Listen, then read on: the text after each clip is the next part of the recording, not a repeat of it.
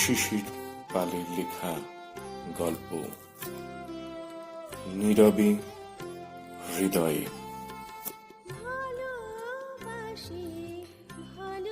ঘুম থেকে উঠতে প্রায় 1 ঘন্টা দেরি হয়ে গেছে নীলার। স্বাভাবিকভাবেই সকালের কাজগুলো একসঙ্গে ভিড় করেছে। টেবিলের উপর সংবাদপত্রটা পাঠকের প্রতীক্ষায় প্রহর গুনছে। কাশ্মীর সীমান্তে পাক অনুপ্রবেশকারীদের বিরুদ্ধে কার্গিলের যুদ্ধ এখনো থামেনি। নীলার মনে হয় দেশের এই ভয়ানক পরিস্থিতিতে পেপারটায় একবার চোখ না রাখলে নিজের নাগরিকত্বটাকেই যেন ছোট করা হয়।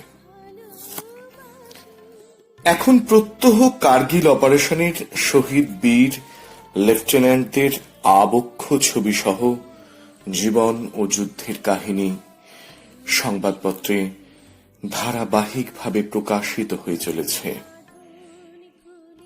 শত কাজের ভিড়েও ওই অংশটুকু খুঁটিয়ে পড়ে নীলা। তাই টেবিল থেকে পেপারটা তুলে নিয়ে প্রথম পৃষ্ঠার ডান দিকে চোখ রাখতেই মস্তিষ্কে বিদ্যুতের উত্তেজনা অনুভব করে নীলা। মুহূর্ত মধ্যে তার দেহ যেন স্থিতিজাড্য পেয়ে গেল। কালো মোটা অক্ষরে লেখা লেফটেন্যান্ট সাগ্নিক সান্যালের নাম। সত্যি রীতিমতো অবিশ্বাস্য।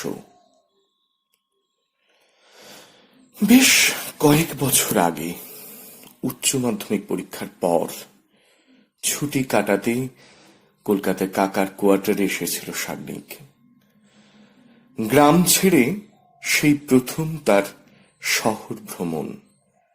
স্বাভাবিক নিয়মেই ভ্রমণের আনন্দটা অতিরিক্ত মাত্রায় সে উপভোগ করেছিল। কলকাতায় সাগ্নিকের বেড়ানোর সঙ্গে ছিল কাকার একমাত্র মেয়ে পিঙ্কি। পিঙ্কি মাধ্যমিকের ছাত্রী, ভীষণ জেদি, কথা ও কাজের মধ্যে সঙ্গতি রক্ষা তার অন্যতম চারিত্রিক বৈশিষ্ট্য। কলকাতায় ভ্রমণের প্রথম পর্বে পিঙ্কি সাগ্নিকের সঙ্গ দিলেও পরের দিকে নতুন একজনের অন্তর্ভুক্তি ঘটেছিল এই জুটিতে। সেটা অবশ্য পিঙ্কির সদিচ্ছায়। পিঙ্কি ইচ্ছে করেই দাদাকে তার বেস্ট ফ্রেন্ড নীলাঞ্জনা নিয়োগীর বাড়ি নিয়ে গিয়েছিল। সেখানে পরিচয় হয়েছিল নীলার সাথে সাগ্নিকের। একেবারে অজ পাড়া গাঁয়ের একটি ছেলের সঙ্গে কলকাতা শহরের মেয়ের এই পরিচয়টা বেশ দৃঢ়ই হয়েছিল। অন্তত আকাশের মেঘকে বা ভ্রমরের ফুলকে মনে রাখার চেয়ে এই বন্ধুত্বে ওরা পরস্পরকে মনে রাখার ক্ষমতাটা একটু বেশি অর্জন করেছিল। এই মনে রাখার ক্ষমতা পরস্পরকে ভালো লাগাতে বাধ্য করেছিল। এভাবেই একে অপরের প্রতি কিভাবে দুর্বল হয়ে পড়েছিল তা নীলা বা সাগ্নিক কেউই টের পায়নি। পিঙ্কির স্টিমুলেশনেই সাগ্নিক নীলাকে নিয়ে কলকাতায় বেড়াতো। একটা ঘটনা নীলার খুব ভালো লেগেছিল। এখনো সেটা মনের বাতায়ন মাঝে জল করে। ঘটনাটা এরকম। একদিন তারা মিলেনিয়াম পার্কে গিয়েছিল। অনেকক্ষণ ধরে বসার জন্য মনোমতো জায়গা খুঁজে পায়নি। অবশেষে চারিদিকে সবুজ লতা পাতা দিয়ে ঘেরা একটা জায়গায় বসেছিল। মাঝে মাঝে ফুলের সুগন্ধ ভেসে আসছিল। অপরাহ্নের রাঙা রোদ বিক্ষিপ্তভাবে দুজনের উপর পড়ছিল। আবেগাপ্লুত হয়ে শাগনিক বলেই ফেলেছিল, সত্যি নীলা, তোমাকে আজ দারুণ সুন্দর লাগছে। নৈতিকতায় লজ্জিত হয়ে নীলা কথাটায় আপত্তি জানালেও মনে মনে দারুণ খুশি হয়েছিল। কত কথা হয়েছিল সেদিন। নীলা বলেছিল, জানো শাগনিক, গ্রাম আমার খুব ভালো লাগে।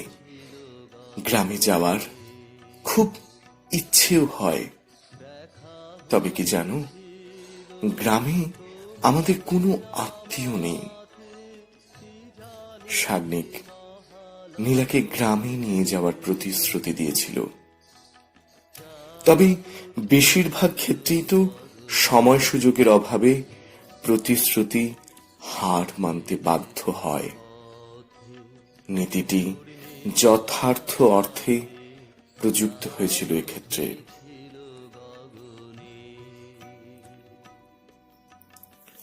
এইভাবে ভিন্ন ভিন্ন রঙিন ফুল দিয়ে গাঁথা মালার মতোই ছুটির দিনগুলি বৈচিত্র্যময় ঘটনার মধ্য দিয়ে কেটে গিয়েছিল শাগনিকের।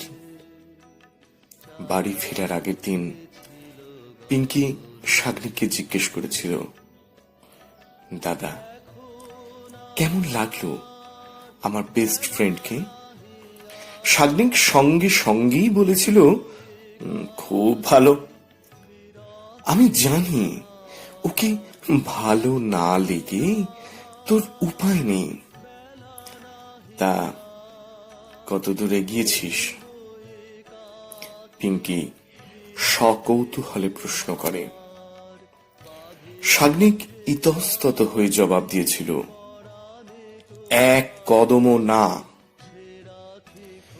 পিঙ্কি শাগনিকের মনোভাব দেখে বুঝেছিল শাগনিক নীলাঞ্জনার প্রতি দারুণভাবে দুর্বল হয়ে পড়েছে। তবে গ্রামের ছেলে, তাই বলার সাহসটুকু এখনো সঞ্চয় করতে পারেনি। নীলার মনোভাব বুঝতে পিঙ্কির আরো অনেক দেরি হয়ে গিয়েছিল। তাই শাগনিকের কলকাতা ভ্রমণের শেষ পর্বে নীলা শাগনিক সম্পর্কটা পিঙ্কির কাছে ধোঁয়াশার মতোই থেকে গিয়েছিল। কলকাতা থেকে ফিরে এসে শাগনিক আর কলকাতা যাওয়ার সুযোগ পায়নি। পড়াশোনার চাপ, তাছাড়া প্রথম সুযোগেই এনটিএ পরীক্ষায় সাফল্য শাগনিককে কলকাতামুখী হওয়ার অনুকূল অবস্থা সৃষ্টি করতে দেয়নি। দেখতে দেখতে অনেকগুলো বছর কেটে গেছে। পিঙ্কিরা অনেক দিন আগেই উত্তরবঙ্গে ট্রান্সফার হয়ে গেছে। যোগাযোগের অভাবে পিঙ্কিদের কোনো খবর রাখতে পারেনি নীলাঞ্জনা। তাছাড়া পিঙ্কির বিয়েতে পিঙ্কির শত অনুরোধেও বিশেষ কারণে নীলার যাওয়া হয়নি। অতিমাত্রিক অন্তরঙ্গ বন্ধুত্বের দূরত্বটা এভাবেই দিন বৃদ্ধির সমানুপাতে ক্রমশই বাড়তে থাকে। শাগনিকের খোঁজ খবর নেওয়ার আশার আলো সেটা তো অনেক আগেই ক্ষীণ হয়ে গেছে। তবুও এখনো শাগনিককে বড্ড বেশি আপন মনে হয় নীলার। শাগনিকের উপর তার দাবি, আবদার, অধিকারগুলো এখনো যেন সমানভাবেই রয়ে গেছে। কথাগুলো ভাবতে ভাবতে স্বপ্ন আর বাস্তবের অসীম দূরত্বটা যেন নীলার কাছে শূন্য হয়ে গেছে। সংবাদপত্রে ছাপানো শাগনিকের ছবিটা কখন যে চোখের জল দিয়ে ভিজিয়ে ফেলেছে তা সে নিজেই বুঝতে পারেনি। অশ্রুর আর্দ্রতায় নীলাঞ্জনা তার নীরব প্রেমের অব্যক্ত বেদনা যেন শাগনিককে জানিয়ে দিল। হঠাৎ নীলার মনে হলো কে যেন তাকে পেছন থেকে জড়িয়ে ধরেছে। ভাবছে হয়তো রাহুল হবে, কিন্তু সে তো আজ সকালে অফিস গেছে। ঘুরে দেখার আগে নীলার হাতে এক তোড়া রঙিন ফুল ধরিয়ে দেয় রাহুল। এক নিঃশ্বাসে বলে যায়, তোমাকে সারপ্রাইজ দেওয়ার জন্যই আমি সাত সকালে অফিসের নাম করে বেরিয়ে পড়েছিলাম। আজ আমাদের বিয়ের প্রথম বর্ষপূর্তি। তুমি বুঝি ভুলেই গেছ? হাতের রঙিন ফুলগুলি খবরের কাগজটার উপরে নামিয়ে রাহুলের বুকে মাথা গুঁজে ফুঁপিয়ে কেঁদে ওঠে নীলা। আর চোখে তাকিয়ে দেখে শাগনিকের ছবিটার উপরে রাখা নানা রঙের ফুলগুলো যেন শাগনিকের কফিনের উপর সাদা ফুলের স্তূপ হয়ে আছে।